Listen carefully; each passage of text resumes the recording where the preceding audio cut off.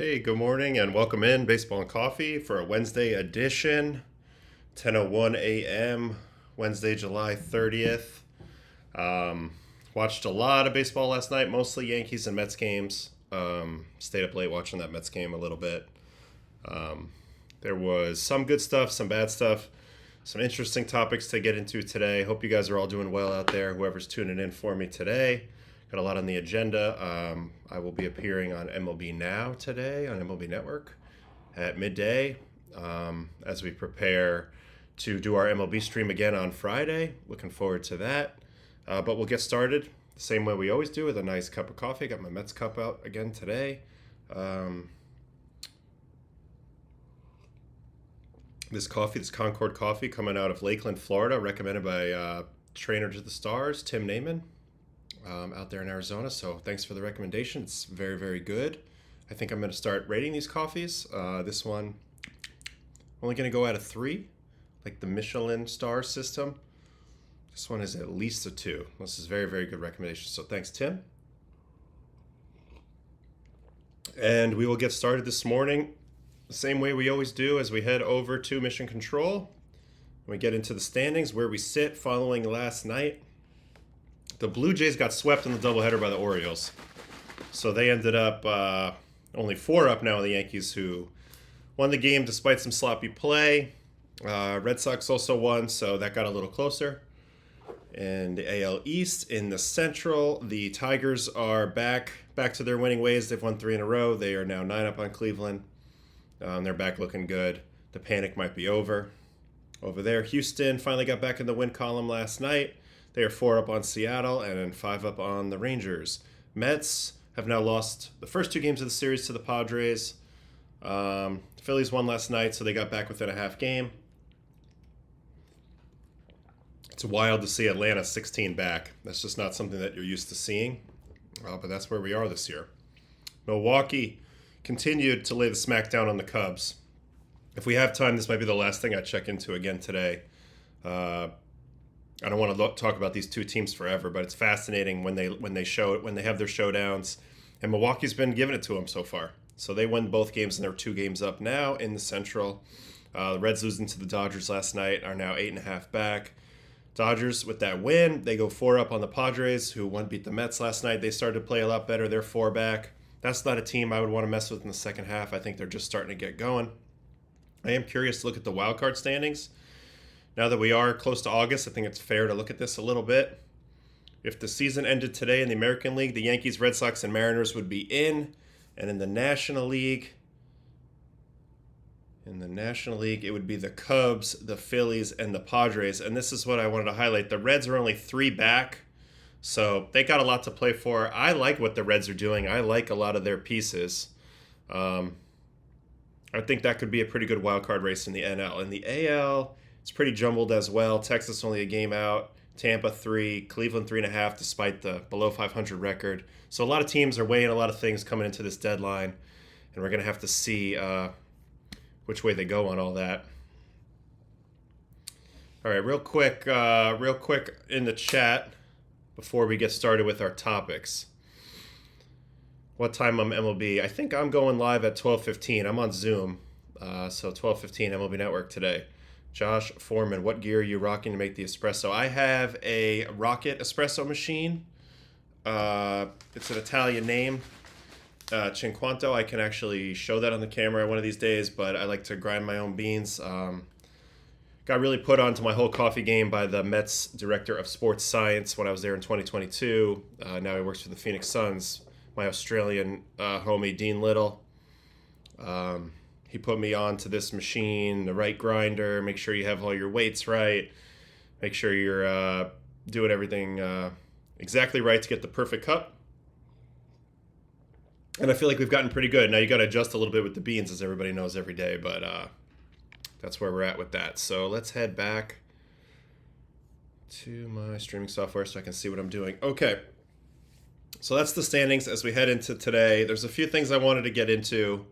I watched this Yankee game last night. Pretty good game, but it continued to go down a few storylines, and I'm not a big storyline person.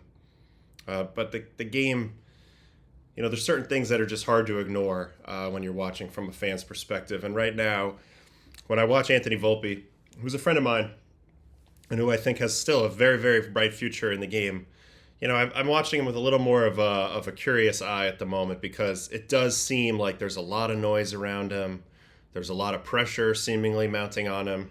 The honeymoon phase might be over with the Yankee fans now, and they're really ready to see what he can do, when he's at his best. And this year, it has not been the best play for Anthony as of late, especially defensively, and I think that's what's really the troubling part. When you go through his fielding stats on StatCast over the last few years, interesting that I can't get that to hit that link. Hold on. That's super weird. But right now he's sitting at -3 outs above average. And, I've been watching a lot of these games, and to me it feels like a lot of it's just indecision and sort of second-guessing himself, or maybe trying to do a little too much at times. And last night that reared its head a little bit with 2 plays where he got charged with 2 errors. He's got the most errors in the league as a shortstop this year. But this guy won the Gold Glove as a rookie. He plays low to the ground. He's very agile going side to side. I don't think this is a physical issue, and I don't think that he's a guy who's totally domed up either. I just think, these things manifest themselves in very small ways as a player when you're kind of starting to feel the pressure and feel the noise, and you want to silence everybody. You want to show everybody what you can do. Sometimes it just feels like everything's not going your way. And really, in both of the errors last night that Anthony had, they were like barely errors, but it just continues to feed this narrative. And this first one in the first inning, let's watch it right here. He gets there in plenty of time. Ground ball up the middle. Volpe. And then goes to make the little option flip type pass to Jazz. And he just overcooks the throw just by a little bit here. He has it. He has plenty of time. Flips it in stride, but overcooks it. Jazz actually slows down here, knowing they have plenty of time, and that's what actually prohibits him from reaching this ball. Because if you look at it where the ball is relative to the base, it's not terribly far off. I would say he's pretty close to having made a good flip here. But again, it's just not going his way right now. I think he tried to make a smooth play, not think too much about this. But ultimately it led to an error, and it led to some early damage here. The Rays end up scoring a few runs in the first. See that from the high home. See, we got Anthony. He's pinched up the middle here. So this is a pretty easy play going up the middle. And he gets there in plenty of time.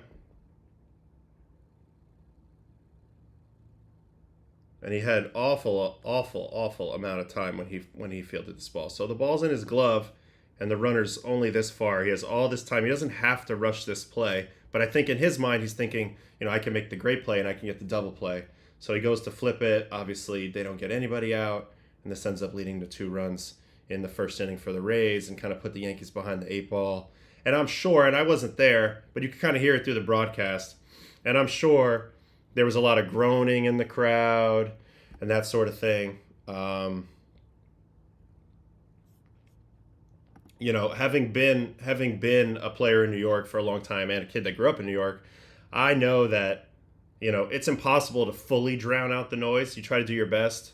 You try to ignore it. None of it matters. But that feeling in the ballpark of them wanting you to do good so bad and being so disappointed when you struggle, sometimes you can physically feel that inside your body while you're out there. And I think he was probably feeling that a little bit in that first inning. So that's the first error. And then the second error comes at the very, very end of this game, and it would have been the final out of the game. And this one was a little more curious to me. Now, I still think it's not totally his fault. I think Goldschmidt should have made this pick here. Watch what I'm talking about here. There's a little bit of a double clutch in there before babying this throw, which tells me he was really thinking a lot about this throw before he ever made it. So let's watch it again here in slow-mo, in half speed, and you'll see what I'm talking about. Catches it, kind of backs up. Normally he would have made the throw there, but he takes an extra crow hop. And on one hand, you could say, he's taking extra care there to make sure he makes a good throw. And really, the throw wasn't that bad. This is a ball that Goldie will tell you he should pick, 100 out of 100 times, and he's probably picked his whole career with ease. And we wouldn't even be talking about this right now. But I just thought that Anthony's body language a bit on this play was curious. Just the way he double clutches. Just tells me he's thinking a little bit about the throw and he's in his head a little bit while playing defense. Obviously, you can see the frustration there as this kind of opened the door for the Rays to still come back. Now, it didn't matter. Devin Williams punched out Aranda to end the game on this fastball right here, and the Yankees won it, and there was no muss, no fuss. But this was definitely, a moment of tightness in the stadium, a moment of tightness for Volpe, thinking, let me get another chance. Please pick me up here. And you can see the camera goes right, the pans right to Anthony as soon as the final out is made. So this is clearly a thing now. We're going to go ahead and watch every single thing he does. We're going to track his body language. And really, it's up to him to dig himself out of this. But this is a tough spot to be in. And I don't think a lot of people have really, maybe have the appreciation for how difficult it is to, play with freedom, play with who you are, use your full expressiveness out there, be yourself, but at the same time, you're very hyper aware that you're being watched, your every move's being watched. So I think it's a tough dynamic sometimes as a player, especially as a young player. And, I think to this point in his career, the Yankee fans have largely been behind him. But then this year, the tide has definitely turned a little bit. The honeymoon phase is over, and now they're expecting you to be Derek Jeter. Maybe that's fair, maybe that's not fair. But when I watch him, I still think he's a really good player. I think he has a lot of potential, and actually got in a conversation a little bit last night with my friend about, maybe the approach at the plate could use a little bit of a change. And I'll give you an example right here, because Volpe hits a homer right here. That's an impressive home run off Kelly. Watch this. I mean, this is basically to dead center, slightly oppo off dead center at 109.5. I think it was estimated, it doesn't say here, but I think it was estimated at like 450 feet, 440 feet. Like, that's a big boy swing. Like, for a guy his size, for a guy Anthony's size, you should not be able to hit a ball this far. So that's the tantalizing tools aspect of what he brings to the table. He's got big-time tools. Like, he can drive the ball. He's fast. His defense, we've seen it. We've seen the Gold Glove defense. We've seen the base running with the vault leads and the steals and the way to really affect the game in a number of ways. As we watch this swing from the side here. But at the same time, should we be trying to hit these home runs, or should they be happy accidents? And I think that's kind of the thing that every player is trying to figure out right now that's coming through the big leagues as an offensive player. The game is obviously paying you for power and for slugging and for especially the expected version of those stats, which means you got to hit the ball hard, you got to hit the ball in the air, which is where the machine will say that you're expected to do well in those categories. And since the game's valuing that so strong, a lot of guys are selling out for that. That's my best way to have value. That's my best way to get paid. That's my best way to help my team score runs. But I think in this guy's case, he should really be looking to just hit line drives and then have the home runs be an accident. I think it's more of what should the intent be over necessarily what are we looking to do result-wise. It's like, if my intent is to hit line drives, then I'm going to hit a lot of line drives, and occasionally I'm going to be able to hit home runs because I have this type of pop. As you watch the swing again from the side, and you can see he's got a lot of athletic ability in that swing. Let's watch the single he gets earlier in this game, because this is the type of, let's see here. That's the type of stroke we need. Yes, he hits it off the end, and it drops it in there, and it's not going to, be lining up any StatCast metrics. As you go ahead and you look at Anthony's metrics here on the season, and they are pretty low. But if I were him, I'd be looking to hit my balls all where these singles and doubles are in the middle of the field. I'd be looking to drop everything in there. Obviously, he's shown the ability to go home runs down each line and out to center, so that's in there. I just don't want him to shoot for that. And if that's the aim, I think that maybe we're heading in the wrong direction in terms of approach. So I think that's kind of something that I wanted to touch on just a little bit as we got this day started. He's only 24 years old.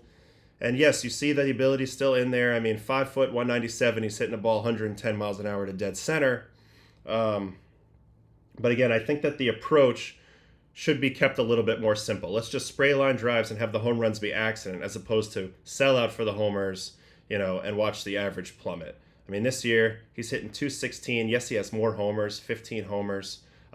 The OPS is slightly higher, but I think ultimately this is a brand of baseball that's, it's kind of a flip a coin brand of baseball. And the Yankees don't have a power shortage. What would really help their team is having a guy who's on base a lot. 285 on base percentage isn't going to cut it when you're down the bottom of the order, and you want to have guys on base when you flip the lineup over. His chase percentage has been really good, so he's got it in him to not swing at bad pitches. I think that's a huge key factor for any hitter in the big leagues. Once that number, that chase percentage, plummets and you start swinging at everything, you're really up shit's creek with no paddle. So to me, even though these metrics aren't wonderful, that's one stat right there that gives me a lot of hope that his approach can be polished and he can definitely get there. But I would like to see him be a little bit more line drive oriented, and let the home runs come kind of on accident. I think we're forcing it a little bit, both on offense and on defense. All right, so let me go back to here real quick. Let's see where we are in the chat. You think his footwork is affecting the errors? I feel like he's too jumpy, if that makes sense. Yeah, I just felt like, I just think he's in his head a little bit with the footwork there. He double clutches. So that just tells me that he's trying to aim the throw a little bit instead of just stay athletic and trust himself and know the ball's going to go there. There's a little bit of doubt creeping in the head. Not a lot, but all it takes is a little bit. And that throw wasn't a bad throw. Goldie could have made that play. But again, you just can't let doubt creep in. You got to stay free, and you got to stay who you are as a player at all times, and really never be worried about failure. Failure's going to happen, but now he's at the point where he's had a little bit too much failure this year, and he's hearing it a little bit, so now there's a little bit of that worry. It's just a tough way to pitch. Release looked uncomfortable, got on top of a sinker. Yeah, exactly. I don't know whether it was his grip in that situation, or like I said, whether he was trying to really aim it, but it was an uncomfortable throw, and he's definitely capable of making a better throw than that. It's not so much that the throw was horrible. To me, it's more of just a case of, stay athletic, trust yourself a little bit. All right, Bronx Brahmers. Adam, quick question. Why don't you pitch anymore? Well, I don't pitch anymore because nobody was guaranteeing me. No good teams were guaranteeing me a major league contract, and I did not want to go back to the minor leagues. I pitched, 15 years in the big leagues. I don't think I'm a minor league pitcher. And I knew that I'd be useful to some team at this point in the year, but it's not the way it played out this offseason. These guys, they slow play the free agent offers, so I didn't even get an offer until we were in spring training. Ended up making a bet with the Red Sox that I could be on that team. That was a bet that I lost. As you guys all know, probably I got a few games with the Yankees this year. Ultimately, they had a lot of pitchers coming back, so they wanted me to go to the minor leagues, and that's just something I wasn't willing to do anymore. And believe me, I'm fine. I've gotten everything I wanted out of baseball as a player, and I know that the next chapter is going to be probably even more rewarding, especially once I can get into one of those manager seats. Yeah, I'm rooting for the Jersey boy. Me too, and I think we all should be. I mean, just because he's going through a rough patch right here doesn't mean we give up on him. This is our shortstop, and the Yankees aren't going to give up on this guy. They know what he's got inside. So let's root for him. Let's pull for him, and I'll be rooting for him to have a big game tonight because you can see he can do it. Offensively, he can do it defensively. It's all in there. We're just looking for a little more consistency. And as Tom Glavine said, consistency is really the separator at the highest level in the big leagues. It's not whether you can do it or not. It's just how often you get the job done. And I'm looking for him to incrementally get better in the consistency category. And just don't give up on him, Yankees fans, because I'll let you know right now, if this guy was available, a lot of teams would be all over him because they know what he can do. They see the talent and they see the body of work. And the makeup. The makeup's off the charts. I'm not worried about him with his self-confidence or anything. I'm just saying right now, there's a lot of noise. And even if you're trying to do your best to block that out, sometimes it's really, really hard. And that's just the reality of it. All right. What else we got today? Just wanted to touch on that briefly. All right, Jesus Luzardo. So, my good friend Trevor May, who I pitched with the Mets, had a really good video on Jesus Luzardo tipping his pitches versus the Red Sox last week, especially out of the stretch. And when I looked at the video, it was clear as day to me. The runner is seeing him, seeing what's happening in his glove when they're on second base. So really, he has no issues when he's out of the windup. There's nobody that can see into his mitt. There's no sign stealing anymore from signals because everything's on the pitch comm. But really what it is they're picking up some of his grips out of the glove. And the most obvious one, and you're going to even see it when I show the video from last night's game that he pitched is he spikes this finger, this middle finger on his sweeper. So if you're behind, you're the runner on second base, you have a perfect angle into a left-hander's mitt, especially the way that Jesus comes set. So let's go and pull up his game from last night. He ended up throwing 7 shutout innings and a huge bounce back for him. He really needed this game because the other game, I think, versus the Red Sox was a big letdown. He's had kind of an up and down year where he's been at times super dominant, and then he's had some big blow-ups. But we can see right here, we'll just fast forward to getting a man on second here. And we're going to stick with the center field cam. All right, now, as we go here, you got to key in on this glove. Jesus lifts it, and he brings his hand out for a tap. Now, of course, my beautiful drawing is in the way here. But we're gonna stay locked in on that glove, and already you can see what I'm talking about here. This is a sweeper, so we already know, but you can see the finger. If you look really closely right here, you can see that this finger is spiked. So when the runner on second base sees that, he's going to signal something to the batter, if they have that system in place, that the sweeper's coming. And then vice versa, when he doesn't see the finger pop, he's not going to do the same thing on second base, this runner, Meteroth, or whoever's on second base when you're facing Luzardo. And that's going to give the indication to the hitter that it's not a sweeper, meaning it's likely a fastball or a changeup, so it's something straight. I don't know that they had specific changeup, but also you can see his changeup grip as well in the glove. You can kind of see that he holds it a little bit deeper and that these 3 fingers are there. When you're throwing pitches and they're like this, like a fastball, it doesn't matter the seam orientation, where you are. The runner cannot see any differentials. So a lot of guys will throw their fastball like this maybe, and their slider like this maybe, and there's really no way you're going to see any of this differential. What you're going to see is like big movements, like 3 big fingers on the ball, and maybe like this circle on the side of the ball for the changeup, or you're going to see a spiked knuckle. And that's exactly what we see here. Got the spiked knuckle, and here comes a sweeper. This is a fastball, and if you back it up here as he comes out of the glove, there's no spike on the knuckle there, so they know that he's not throwing a sweeper there. And it's going to be the same on this pitch. And really, it's clear as day. I mean, the field of vision from Meteroth or whoever's on second base when you're facing Luzardo is pretty straight. Now, if you're a righty and the body's pivoted the other way, you actually have a little more protection. So really, this is a lefty issue. And a lot of times guys will hold their hands like really close to their body, or use a really big glove or something to kind of make sure that they can't see. But what Jesus is running into is a little bit of an issue because of his timing mechanism. See, he does the same thing that I used to do, which is he activates his hands with a glove tap. So when he comes up, he likes to tap before he goes into his action. And when he taps, there's a little bit of a separation of when the ball comes out, and that's what the runners are able to key in on. If we go back to the fateful inning where the Red Sox were catching Jesus tipping, you can kind of see what I'm talking about even more from the other day.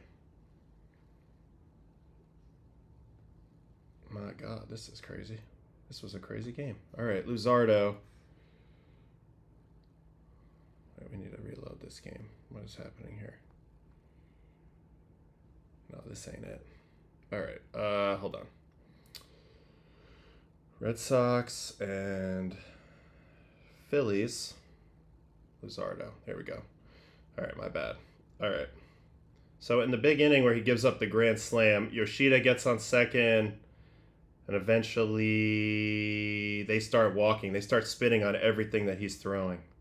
And it's the same thing. They're locked in on that glove. So this is a changeup. So Rafaela stays kind of down. Changeup. He just does a little bit of hopping there. So all the stuff that these runners are doing is trying to give indications to the hitters of what's coming. And they're getting everything by looking in that glove. So it looks like those short, choppy hops are fastball or changeup. Let's see what he does on sweeper. A little bit more of a secondary lead. So it's kind of looks like to me, it's like whether they get the secondary lead or not, and that's what Trevor May did a really good job of breaking down on his channel. He does an awesome job breaking down everything on his channel, but it all kind of led to this big moment where Romy Gonzalez is able to hit a grand slam. And we'll stay on the center field cam. Ref Snyder's a veteran out there, so he's not doing a whole lot unless it's a sweeper. Staying down so you know the pitch is going to be something straight, and it ends up culminating with Romy Gonzalez hitting a huge back-breaking grand slam that really got the Red Sox back in this game. And now Jesus had some interesting quotes after last night's game about how he worked out of the stretch the whole week in between starts, just trying to get back to feeling comfortable. And I think that's part of this too. When you feel like you're tipping out there, and then you get in a situation where you know you're exposed, now your attention's divided. So it's not only that you're worried about giving away the pitch, it's also that now you're probably not as locked into what you're doing at home plate, and so you're likely to make mistakes. And whether they have the pitch or not, if you're more likely to make mistakes, you're more likely to give up damage. So who knows if Romy Gonzalez knew that changeup was coming there or not. The bottom line is Luzardo was distracted by what the Red Sox were doing at second base, and that led to that. So he ends up last night going 7 shutty versus the White Sox. And a big key was he pretty much dominated the whole game and didn't have to get in the stretch. But I wanted to see a little bit of what it looked like last night with a guy on second. So that's the first aspect. I don't really think there was hardly any other ones. Here's one with Medirod. Let's see if Sosa's doing anything. Let's see if I can pick up on anything. Fastball. See, on his changeup grip, you can see it too, for sure. I mean, it's just hard. The way he taps, you can see right there. The whole hand is wrapped around the ball in a much different fashion than on the fastball. So that's how he would be giving away the changeup. We'll sweep. Let's see if we see that knuckle. Yep. You can see the knuckle kind of bunched in. What did I do with my ball here? So this is like a typical sweeper grip, but a lot of times the guy will spike the knuckle, and that's what Jesus is doing there. I don't know Jesus at all, but I'm a big fan of what he does. He's a big Eric Cressy guy down in Jupiter. That's where he trains in the off-season. I've known Eric a long time. Some of the best in the game train with Eric. If you're a young guy and you're looking to get your mind right and your body right, look into what Cressy's doing down there in Jupiter. Anyway, here's the regular slider, and this is part of a little bit of nuance here. On this pitch, his hands stayed down. See, there's no knuckle, no anything, and it's not a sweeper, but it's a gyro slider. So you're never going to be able to tell the difference between fastball and gyro slider out of his glove. They look very similar because all the fingers stayed down. But the other pitches is a lot more obvious. So really, you're just trying to help out the hitter in this situation by eliminating pitches that they have to worry about so they can key in on one or the other. And anytime you eliminate a pitch, that gives the hitter a lot more chance. All right, so let me go back to here and we'll see what we got in the chat for a second because I think this is a pretty big topic. How common is this kind of tipping pitches? So when I was with the Rockies, I had no idea that teams were good at picking up on tips. I'll tell a quick story right now. One day we had an off day in San Francisco, and I decided to go into the field to play catch. I hadn't played catch in a few days, and I didn't want to go the whole day without throwing. So we went into the field. I played catch with the boys, and afterwards I was kind of wandering around on the field a little bit, with my camera like I do, taking photos. And I decided to do a little exploring. Some more guys were still in the weight room, and the van going back to the hotel wasn't ready yet. So I took a little walk, and I might have done a little bit of illegal exploring where I took a little walk down the stairs into the Giants dugout, and I went down into their batting cage, and I noticed there was an iPad on the wall. So I go to the iPad, and I click it on, and I see that there are scouting reports there. I said, oh, okay, so I went to go look at my own scouting report. Let's go see what they have on the old boy here. So I checked out Adam Ottavino, and when I was looking at it, I noticed that they had some tips on me. And at the time, I was doing a thing where I was drastically moving from one side of the rubber to the other side of the rubber to create a better angle for either my sweeper or my two-seam. I wasn't set up on the left side of the rubber at this point yet. I was still kind of moving back and forth, and to my knowledge, nobody knew about this yet. But they had it, and they knew with 2 strikes, if I shift back to the first side, expect a fastball. So that was the first time that it kind of popped into my head that you're getting studied a little harder than you realize. And then when I went to the Yankees as a free agent, I realized that the big market teams, they really are locked in on the tipping. They know every little thing that the pitcher is giving them in terms of an advantage for them to key in on. And that really opened my mind up. And it was the same when I was with Boston, and it was the same when I was with the Mets. A lot of the high-level teams are really, really good at picking up on any type of tell that the pitcher might give them and then using that to their advantage. So that's how common it is. I do think maybe the White Sox, not being one of the best teams in the league, maybe they didn't really have their tipping system down on second base. But at the same time, that's a situation where, if a guy's going to give you an edge, you got to take it. All right, what else we got here? Yeah, runner straightens up tall on the fastball. Yeah, and this is all fair. This isn't like a electronic sign stealing. There's nothing illegal about this. This is just being smart, noticing something and taking advantage of it. When Randy Johnson was told, Eduardo from ESPN's tell was pretty cool. So Randy Johnson famously used to tip, but he was still nasty and you couldn't hit him anyway. But this is one of those things where if you're slick about things, you can get away with a lot. But nowadays, especially with all the video, and teams will hire analysts to literally just look at tips and just pick things up, you'll get got. And I also remember a story from my rookie year. I was pitching against the Brewers and I was getting crushed. I came in out of the bullpen. This might have been my last Cardinals outing. Gave up like 11 hits or something. And Dave Duncan, the famous pitching coach, came to the mound and he's like, I don't know what they got, but they got you.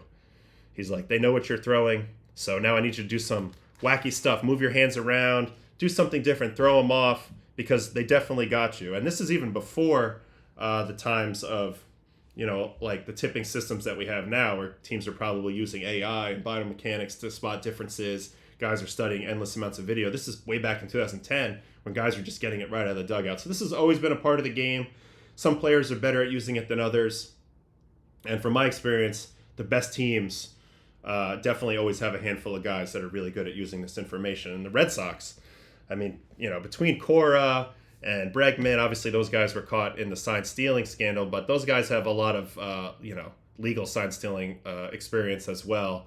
So when you're facing a team that's has the aptitude like the Red Sox do, you can't mess around. And Luzardo messed around, and he found out that you can't do that against a team like that. Obviously, it didn't come to bite him in this last start versus the White Sox, but I'm curious to watch him when he goes up against one of the good tipping teams his next time. Let's stay in the chat here for a little while.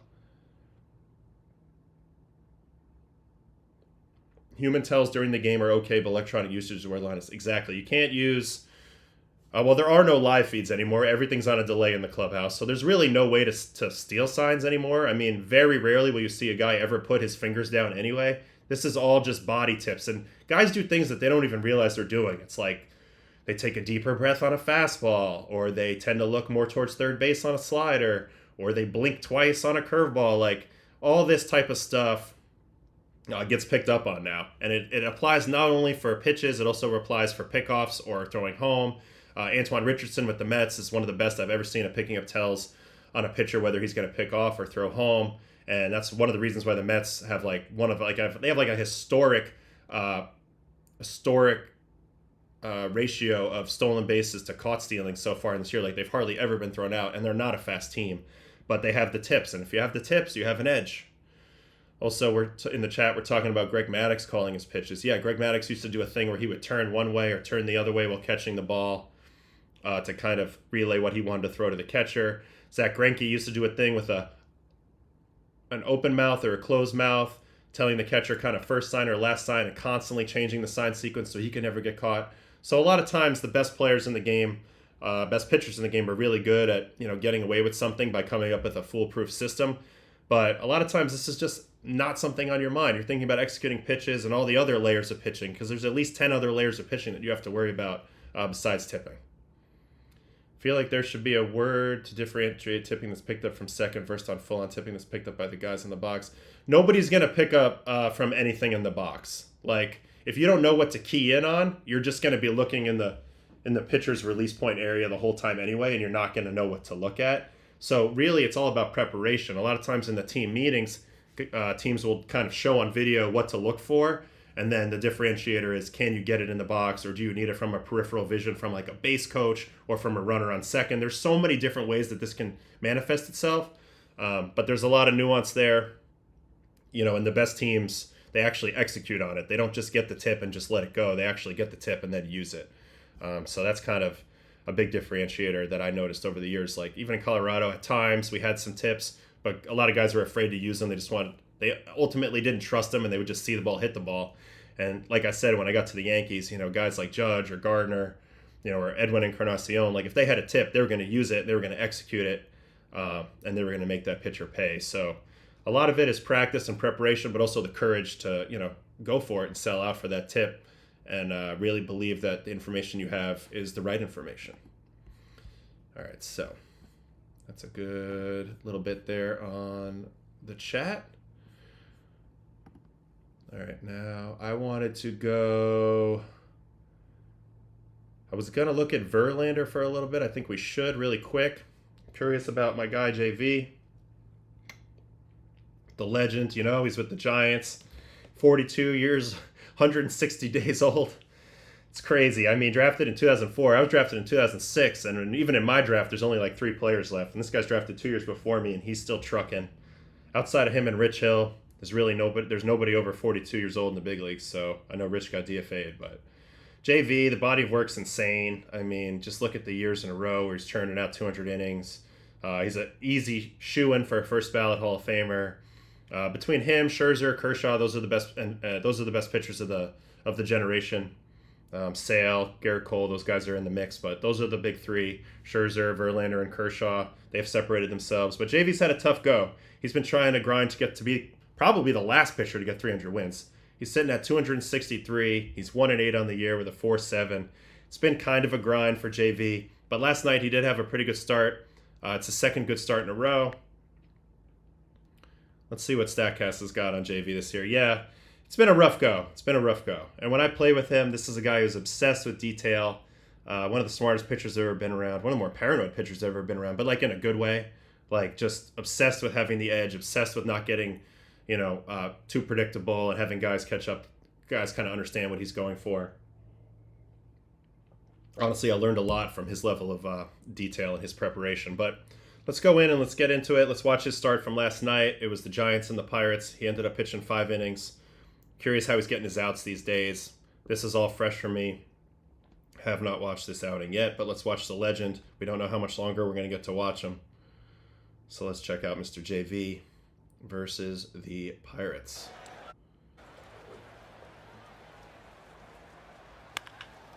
On the ground and it's Devers. Wow, nice play by Rafi. Look at Rafi making plays at first base. Looking smooth. So JV gets a nice out there. Pretty hard hit, but gets a nice out. He's going to get his first strikeout of McCutchen. These guys have definitely gone at it for years. A little 94 up in the zone. Strike 4.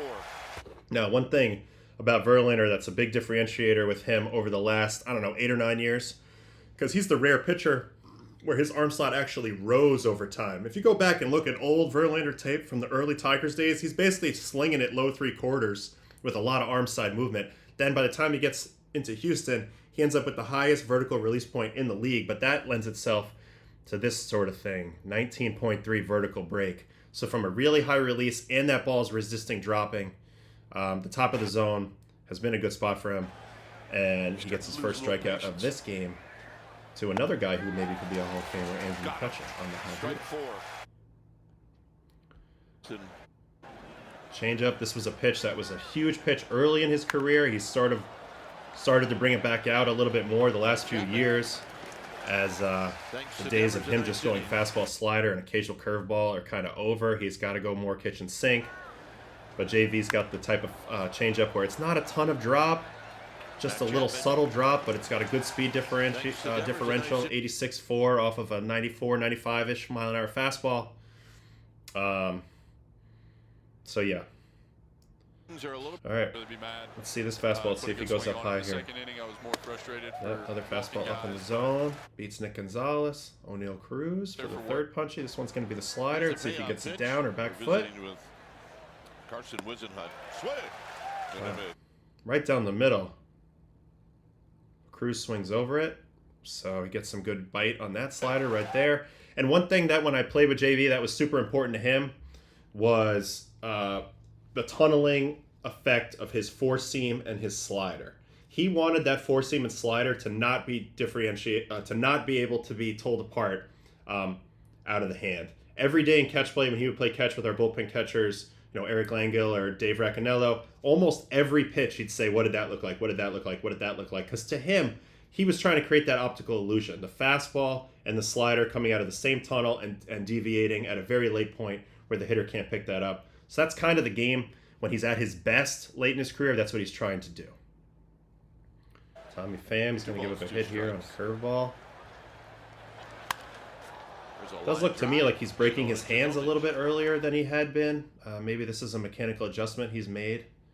If you watch JV, that hand comes out of the glove a little bit earlier than I'm used to seeing. But there's a hit, kind of hangs a curveball there. Here's a ground out. And JV's preferred batted ball type, like when he's trying to control his contact, it's a lot of weak fly balls. This is a ground out, but JV tends to get a lot of pop-ups. In addition to his strikeouts, he's not really a ground ball pitcher. But it's worked for him really well because pop-ups are basically like strikeouts. They're really easy plays to make. So third inning, he actually starts off with a walk. This is the first walk of the game.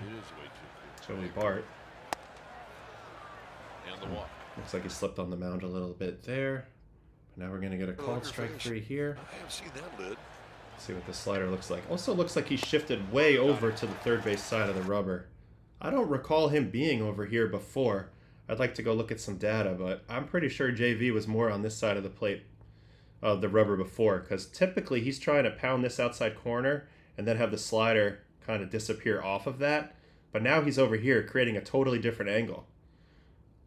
So he's definitely tweaking things, definitely trying some things. That's not a great executed slider, but it does lock up Key Bryan. Or no, Lover Pereira. All right, back to the top of the order. Spencer Horwitz. Here's Horwitz, who fastball. And there's that weak fly ball that he looks to get. That's his preferred contact method.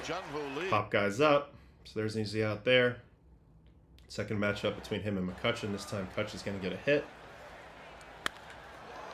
And McCutchen. It's actually a pretty good location of the slider. Gets it outside. Maybe not low enough. Kutch does a good job staying through it. Drives it up the middle. And we're going to get another K. Brian Reynolds. Ooh, a sweeper. I didn't know JV threw this pitch. Yeah, that's a new pitch for him. And, you know, it looks like he's throwing it with that spike grip. We talked a little bit about Luzardo's spike grip. Let's see. Hard to tell. Hard to tell the grip there, but the sweeper is a new pitch. So he's really searching. He's not committed to staying with what he's always done. He's 42 and he's trying to evolve. You got to give him credit for that. So that's the end of the third. We head to the fourth. And wow, I want to do that. And yep, there it is. That's the good JV. The little early contact pop-up. Nice play by Patrick Bailey. One out in the fourth. O'Neal Cruz going to get him to fly out. Looks like this is a slider. That's not a good pitch, but he gets away with it. Tommy Pham, 2 for 2 off JV. Single. He hit a curveball the first time. Slider in the middle. Medium speed pitch in the middle. Doesn't work, even if you're a Hall of Famer. Oh, 96.8. The velo's still there. You're throwing 97 at 42 years old. You're special, dude. And, you know, this is something that we've seen from him his whole career. Gets a guy in scoring position, he's able to throw 3 or 4 miles an hour harder off that. And the fact that he can still do that at this age is why he's still pitching. But that's something that's always been a separator for him. And that's something that young guys can really learn from now. I think with everybody blowing it out all the time, I think it would be nice if some guys learn to pitch at 85, 90% intent, and then could use their level up fastball when they need to. All right, let's watch this strikeout in the fifth. You know, this is his last inning. Oh, perfect pitch. Again, when you're going to freeze a guy with a four-seam, it's usually going to be at the bottom of the zone. He tries to throw this pitch up and away, but he ends up pulling it down right to this corner. Now, out of the hand, anything coming down, the hitter's going to expect it's a breaking ball, and they're going to expect it to kind of break into this area, but this one holds true, and he dots it right in the corner. And that's how you freeze a guy with a four-seam. That down and away spot is always going to be there for you. All right, here's the homer. Let's see what he gets clipped on. They want damage. It's a 2-1 fastball, so hitters count fastball. Let's see where the location is. Yeah, just didn't stay true on him. Kind of ran back to the happy zone of Peguero. You can see Bailey's target. It's over here, and obviously where the ball ends up. Drifts right back to middle in. Cabrera's on time. High and deep to left. Oh, nice little homer to left. So that's the one run he gets clipped on. Really, that's how Verlander gives up runs in his career, is solo shots. If you're a fly ball pitcher, you're going to give up some homers, but you know the approach as a starter is you just go right at him unless the situation is a little too sticky. All right, third time through, Horwitz is going to get a single here. A lot of mistakes down the middle with the off-speed pitches. Kind of a bad break there by Matos. So that ball drops in for a hit for Horwitz. All right, third at-bat versus Kutch. Emptying the tank. This is almost a 21-inch vert on this pitch. Yeah, that gets all in on him. 21 inches is super, super elite. You can see how this ball just never really comes down. Watch the path of this ball. Barely drifts down. McCutcheon can't get on top of it. Pops it up. It's another classic JV out. And he's starting to tire here in the fifth. This is probably why it's his last inning. Tries to change up here 2-0. Medium speed pitch in the middle. Base hit for Reynolds. But he is going to get out of it with this punchy to Gonzalez to finish his outing. So he goes 5 innings and 1 run on this slider. Yeah, that's what we're looking for. Ball comes out kind of close to that outside corner. Oh, my bad. Ball comes out kind of close to this outside corner. So he gets him to offer at it. And then it's just going to go into a unhittable location. So JV grinds through 5, 1 run. He got clipped for the solo shot. But it was a pretty nice outing. Now he's got 2 nice outings in a row. You can see he's kind of changed some things in his approach. He's on the third base side of the rubber. He's throwing more pitches, using the changeup more. He's still got the velo when he needs it. So we're going to see if he can get on a run here and help the Giants push their way into the playoffs second half. All right, let's go back to the chat. Let's go back to the chat.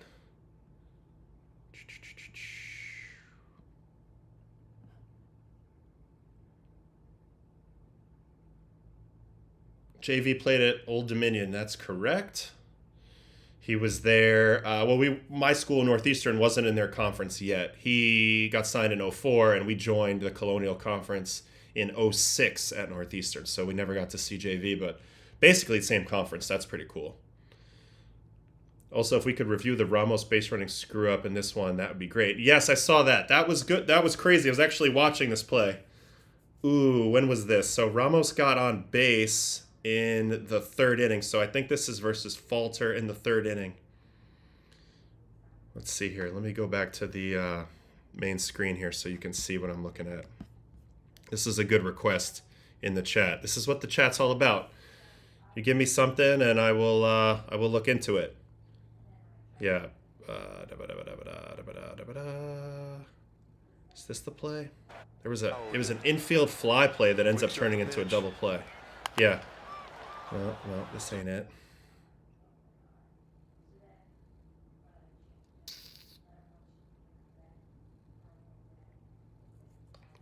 When was this?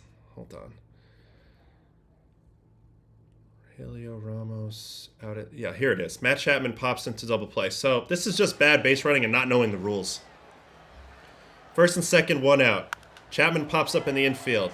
Umpire calls infield fly. So at this point as a runner, you don't have to do anything. You don't have to move.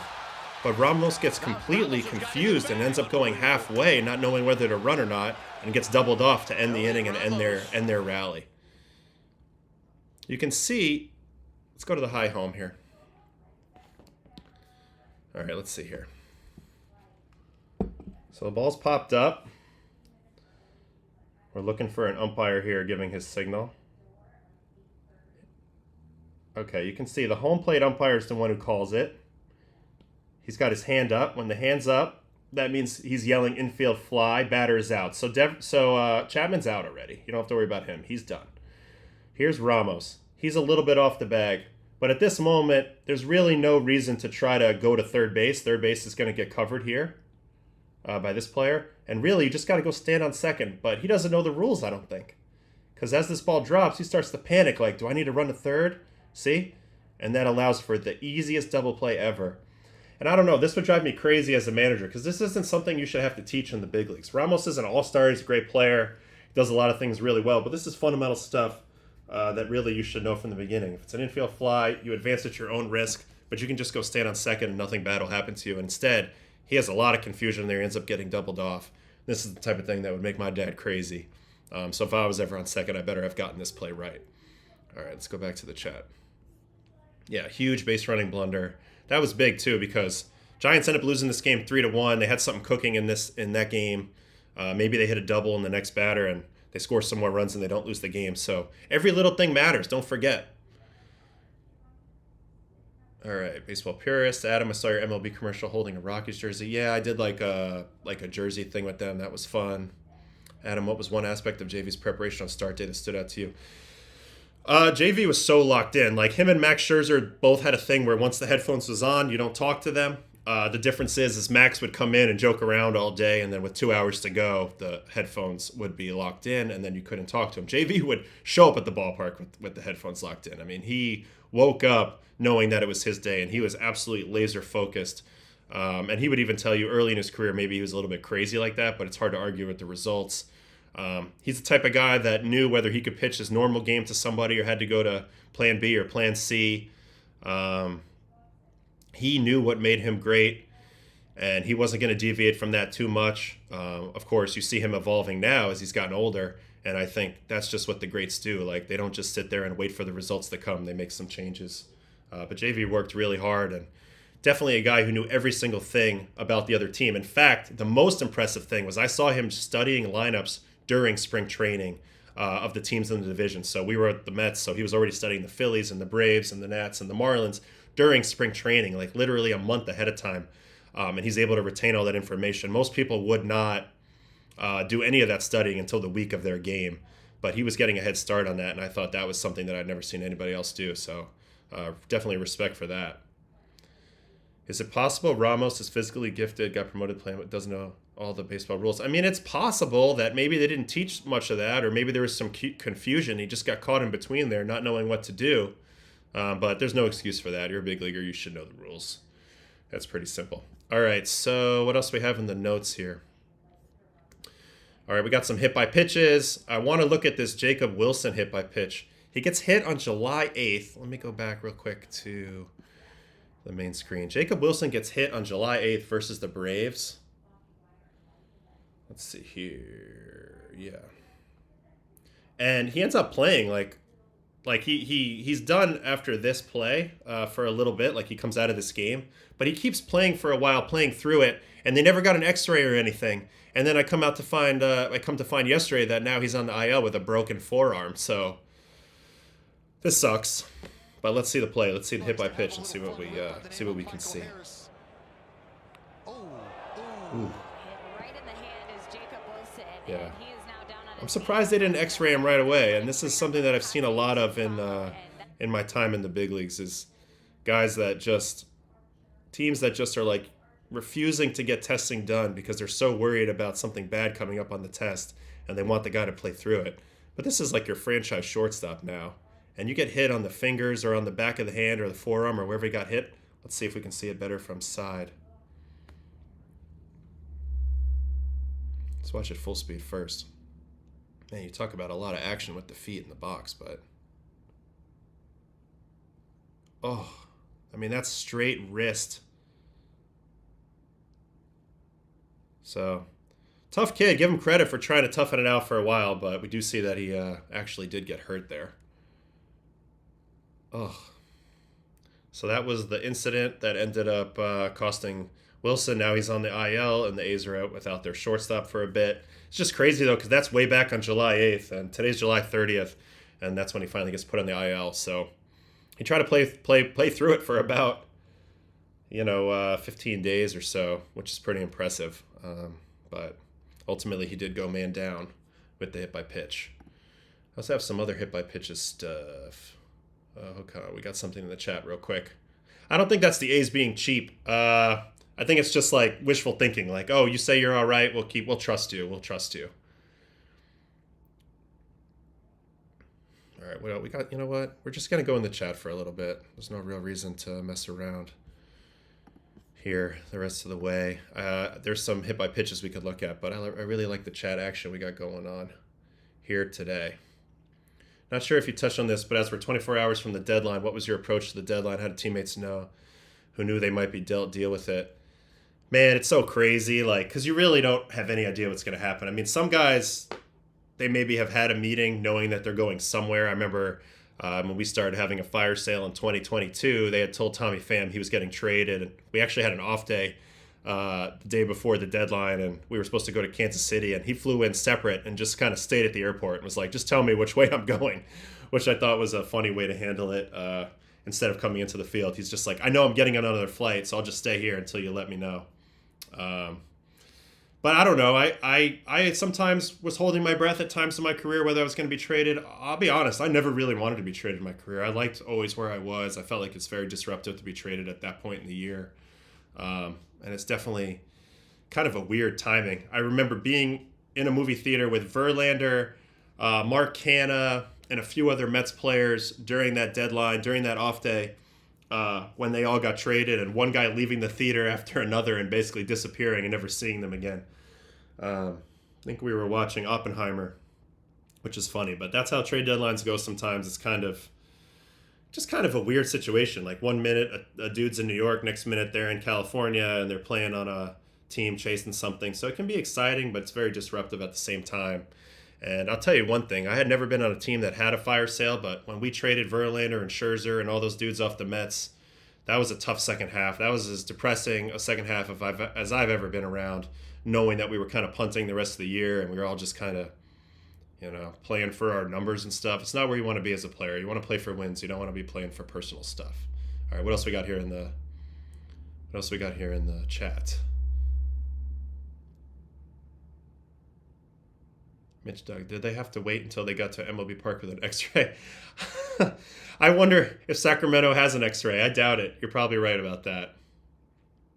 Watching a movie about a nuclear bomb while getting traded is a hilarious anecdote.